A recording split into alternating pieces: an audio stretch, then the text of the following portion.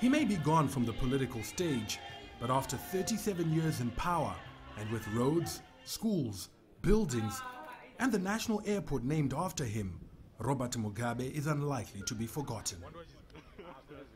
One of the most enduring presidencies in the world was checkered with success, including an education for all policy, and failure, mainly on the economic front. Mugabe's successor wants his legacy honored.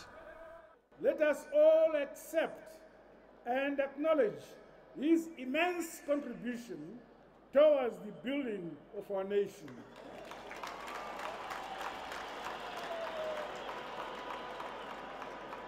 To me personally, he remains a father, mentor, comrade in arms, and my leader. Mugabe and his family have been granted immunity. I think it's healthy for our political history because he did other crimes or other wrongs, but we cannot say he has done everything wrong. There are some parts which he has done good. Let's forget about the past. He has to be given that immunity because they have done a great job to this nation. But there are some who think the goodwill should end with just him. The wife should not be allowed to go scot-free. She committed a lot of atrocities during their tenure of office. Imagine in the Manzo area then, they chased the people out of the farm simply because they wanted to create a game reserve for wild animals. Grace Mugabe remains a divisive figure. Her acerbic political barbs, controversial PhD, and rapacious acquisition of property, including the displacement of thousands of villagers from their farmland, were among the issues that alienated the public and that some feel contributed to the ill feeling towards her husband. According to government sources, during the SADC brokered negotiations, Mugabe insisted that he wanted to live out the rest of his life in Zimbabwe. He's been granted his wish. While his reputation may be in tatters for now, over time, many believe Mugabe will ultimately be remembered as one of the founding fathers of the nation, a towering figure in African politics, and a man who contributed to shaping Zimbabwe.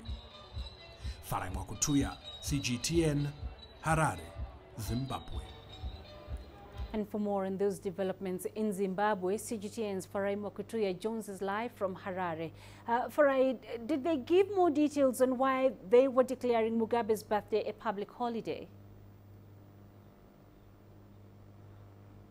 Well, Penina, as you quite rightly said, the Youth League has been pushing for this day to be declared a public holiday. The 21st of February has traditionally been a celebration day, particularly for the ruling ZANU-PF, where they throw an annual party for President Robert Mugabe. It is a very youth-centric event because it celebrates it with other young children in particular who are born on the very same day, and they have a big celebration in different parts of the country. Now, last year, the Youth League started pushing for this to be declared a public holiday in honor of all that former President Robert Mugabe had done in terms of empowering the youth.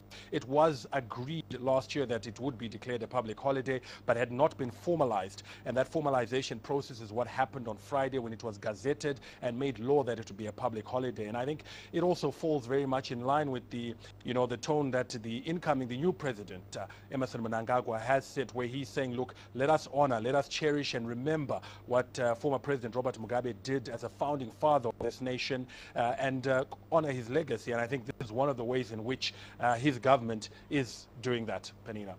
And Farai, what was the former finance minister Ignatius Chombo charged with? Well, he faces 3 counts, essentially. The first one is to do with fraud, and I think that relates to, receiving some funds from the central bank which were not ultimately used for the purpose that they were intended. He's also charged with criminal abuse of office, where he used his influence as a local government minister to acquire vast tracts of land in Harare and other parts of the country.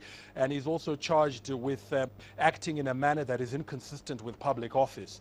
Those are the 3 charges that he faces. And as you said, his bail hearing was heard just a very short while ago. I think less than 2 hours ago was when it was concluded, and he was denied bail. He's now remanded in custody until the 8th of December. The reasons for him being denied bail is the fact that the state says its case is very strong.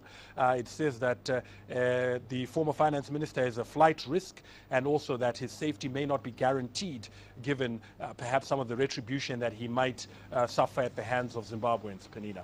Right, let's now talk about the government formation. Do we have an indication when the new cabinet will be named? Well, that is the question. That is the news that everyone is looking forward to now. Everyone is looking out and wondering when that cabinet will be announced. The president said in his inauguration speech that he wants to hit the ground running, and many people assumed that immediately after his inauguration speech he would name ministers who make up his cabinet so they can get down to the business of addressing some of the issues that are affecting this country. We're not sure exactly when, but I can assume that it will certainly be before this week ends.